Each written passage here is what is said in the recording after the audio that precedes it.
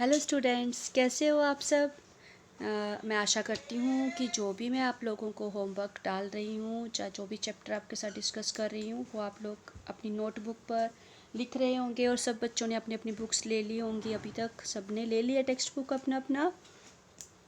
तो आज हम पढ़ेंगे आपका चैप्टर 3, जरा मुस्कुराइए। तो आपको पता है हंसना कितना ज़रूरी होता है, क्योंकि हंसना जब भी हम बहुत दुखी होते हैं, जब हम बड़े उदास होते हैं, तो अगर हमें कोई चुटकुला या फिर कोई हंसने वाली कोई बात हमारे सामने करता है तो हम हंसते हैं और फिर हमारा जो मूड है वो अच्छा हो जाता है। तो इसीलिए जो हंसना भी हमारी ज़िंदगी का एक हिस्सा है। तो हम अपना सारा दुख भुलाकर हम हंसते हैं। तो इसी तरह से जो जरा मुस्कुराइए आपका चैप्टर है, इसमें भी कुछ हंसने वाले चुटकुले दिए गए हैं कि जो आप लोग सुनोगे या फिर पढ़ोगे तो आप हंसने पे मजबूर हो जाओगे। तो पहला चुटकुला जो इसमें दिया गया है कि मालिक और किराएदार का एक हास्य चुटकुला है। उसमें मालिक क्या कहता है कि तुम मुझे किराया क्यों नहीं देते। तो किराएदार क्या कहता है, आपने ही तो कहा था कि अपना घर समझ कर ही रहो। आगे देखिए, सोनू का सिर फट गया तो डॉक्टर ने सोनू से जी कैसे हुआ।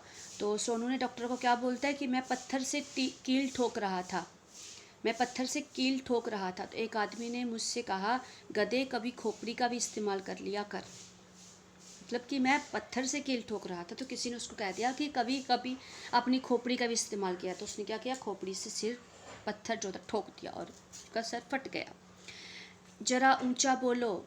तो माफ़ करें अंकल, इससे ऊंचा होकर मैं नहीं बोल सकता। मतलब ऊपर चढ़कर ऊंचा होकर बोल रहा है। डब्बू, इतिहास में तुम फेल कैसे हो गए, उसके पापा पूछ रहे हैं डब्बू से। तो डब्बू कहता है क्योंकि सभी प्रश्न तो उस समय के पूछे गए थे जब मैं पैदा भी नहीं हुआ था। तो मतलब हंसने वाले चुटकुले हैं जिसमें हंसी आ जाती है सुनकर। मुन्ना, पापा कल मैंने रात के 1:30 बजे तक पढ़ाई की। मतलब बच्चा एक कहता है, तो उसके पापा कहते हैं शाबाश बेटे, लेकिन रात को तो 11 बजे लाइट चली गई थी। तो वो क्या कहता है कि सच में चली गई थी, मैं तो पढ़ने में इतना मगन था कि मुझे पता ही ना चला। आगे देखिए, एक आदमी है जो वो कहता है डाक खाना। तो बोलता है मैं डाक खाने जा रहा हूँ, मतलब कि मैं डाक खाने में जा रहा हूँ। तो दूसरा आदमी जो होता है वो कहता है डाक खाने के लिए जा रहा है, मतलब कि खाने के लिए जब हम कुछ खाते हैं। तो वो कहे कागज़ पत्तर भी खा जाता है, क्या कितना भूखा है, कागज़ पत्तर भी खा जाता है। तो मतलब जो चुटकुले हैं जो हम जब एक दूसरे को सुनाते हैं और जब हमारा मूड ख़राब होता है या फिर हम दुखी होते हैं, तो हम इन चुटकुलों को सुनकर जब हम अपने आपस में अपने फ्रेंड्स के साथ शेयर करते हैं तो हमें बहुत अच्छा लगता है। हमें इसी तरह से कुछ भी चुटकुले जो आप लोगों को आते हों वो आप अपनी नोटबुक पर लिख सकते हैं। इससे एक्स्ट्रा चुटकुले, क्योंकि बहुत बहुत अच्छे अच्छे चुटकुले जो बच्चों को आते हैं और घर पर आप सुनाते हो, अपनी क्लास में भी कभी फ्री पीरियड होता है तो आप लोग डिस्कस करते हो, तो उन चुटकुलों को आप अपनी नोटबुक में लिख सकते हो।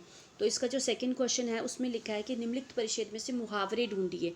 मुहावरे मैंने आपको बोला है ना कि जो शब्द होते हैं उनका अपना कोई अर्थ नहीं होता, जब उन शब्दों को जोड़कर हम उनका एक अलग से अर्थ निकलता है तो उनको मुहावरे कहा जाता है। तो उनका अर्थ ढूंढकर आपने मुहावरे पहले ढूंढने हैं, फिर उसका अर्थ लिखना है और फिर उनका वाक्य में प्रयोग करना है। तो ये जो पैराग्राफ आपको दिया गया है, क्या रमेश पढ़ाई में होशियार लड़का है, इसलिए रमेश पिताजी की आंखों का तारा है। तो पहला मुहावरा इसका कौन सा आ गया, आंखों का तारा, मतलब बहुत प्यारा। समझ में आया। तो आपको इसको लेके आंखों का तारा को लेकर एक और नया वाक्य आपने बनाना है। इस साल रमेश ने कमर कसके परीक्षा की तैयारी की। जब वह परीक्षा देने गया तो उसका ईद का चांद मित्र हम महेश का नंबर भी उसके नज़दीक था। ईद का चांद मित्र मतलब जो कभी कभार मिलता हो उसे हम कहते हैं ईद का चांद। तो महेश आस्तीन का सांप निकला और वह अध्यापक की नज़र चुरा के रमेश की कॉपी में से नकल कर रहा था। मतलब आस्तीन का सांप आप जो होता है उसका अर्थ होता है उस मुहावरे का, ये भी एक मुहावरा है। तो आस्तीन का सांप वो होता है जिससे कि आप कह सकते हो कि मित्र के रूप में एक शत्रु। समझ में आया आप लोगों को। तो नेक्स्ट देखिए, उस वक्त नकल कर रहा था तो उस वक्त अध्यापक ने देखा तो वह आग बबूला हो गए। आग बबूला मतलब आप कह सकते हो कि ये भी एक मुहावरा है, आग बबूला हो जाना मतलब बहुत गुस्सा आ जाना। समझ में आया। तो इस परिच्छेद में 4 मुहावरे हैं जो कि पहले तो आपको अंडरलाइन करना है उन मुहावरों को, और फिर उसके बाद इन मुहावरों का अर्थ जो है मैंने आपको बता दिया और PDF इसका मिल जाएगा आपको। तो आपने इसका जो है वाक्य बनाना है। समझ में आया आपको। तो नेक्स्ट उसके आगे देखिए, रेखांकित शब्दों के लिंग बदलकर वाक्य फिर से लिखिए। मतलब कि रेखा के जो शब्द हैं उनको आपने जो लाइन खींची गई है शब्दों के नीचे उनका जो लिंग बदलना है, मतलब कि अगर उनको स्त्रीलिंग में दिया गया है तो आपने पुल्लिंग में चेंज करना है, अगर पुल्लिंग में दिया गया तो आपने स्त्रीलिंग में चेंज करना है। जैसे मेरे दादाजी यात्रा पर गए थे, तो दादी जी मतलब मेरी दादी जी यात्रा पर गई थी, है ना। एक आदमी ने मुझसे कहा, एक औरत ने मुझसे कहा, लेखक कहानियाँ लिख रहा है, लेखिका कहानी लिख रही है, मेरे मालकिन का स्वभाव बहुत अच्छा है, मेरे मालिक का स्वभाव बहुत अच्छा है। जंगल में शेर दहाड़ रहा है, सॉरी, बारिश को देखकर मोर नाचने लगा, तो बारिश को देखकर मोरनी नाचने लगी, उसके जब आप वाक्य तो लगा कर जगह लगी। जंगल में शेर दहाड़ रहा है, तो जंगल में शेरनी दहाड़ रही है। उसका जब जेंडर चेंज होगा, लिंग बदलेगा उसका, तो वाक्य में भी चेंजेस होगा। सेठ दुकान में बैठे हैं, तो सेठानी दुकान में बैठी है, मतलब बैठी, उसका पता चल जाएगा, लिंग से आपको पता चलेगा कि कैसे चेंज करना है उसको। अध्यापक पढ़ रहे हैं, अध्यापिका पढ़ रही है। पंडित रामायण सुनाने लगे, तो पंडितायन रामायण सुनाने लगी। समझ में आया आपको। लड़का दुकान के पास खड़ा है, तो लड़की दुकान के पास। तो इस तरह से आपने इनका जेंडर जो मैं आपको चेंज करके इसका पीडीएफ दे दूंगी और आपने इसका वाक्य जो है अपनी नोटबुक में लिखना है। समझ में आया आपको। नेक्स्ट देखिए, उदाहरण के अनुसार शब्द का चार चार वाक्यों में प्रयोग कीजिए। तो घर, जैसे मेरा घर सूरत में है, मुझे अपना घर बहुत पसंद है, मेरे घर में 3 कमरे हैं, मैं अपना घर साफ रखता हूँ। मतलब इसको घर को लेकर एक 4 वाक्य बनाए। इसी तरह से बाग को लेकर आपको 4 वाक्य बताने हैं, जैसे कि मेरे घर में एक बाग है, मेरा बाग बहुत सुंदर है, मेरे बाग में रंग बिरंगे फूल खिले हैं, है ना, मुझे अपने बाग में टहलना बहुत अच्छा लगता है। मतलब जो भी आपने इसमें नदी, दोस्त, पसंद, कहानी, तो इन चारों शब्दों को लेकर आपने जो है वाक्य बनाने हैं। समझ में आया आप लोगों को। आगे देखिए, कहावतों के अर्थ दिए गए हैं और कक्षा में उदाहरण देकर चर्चा कीजिए।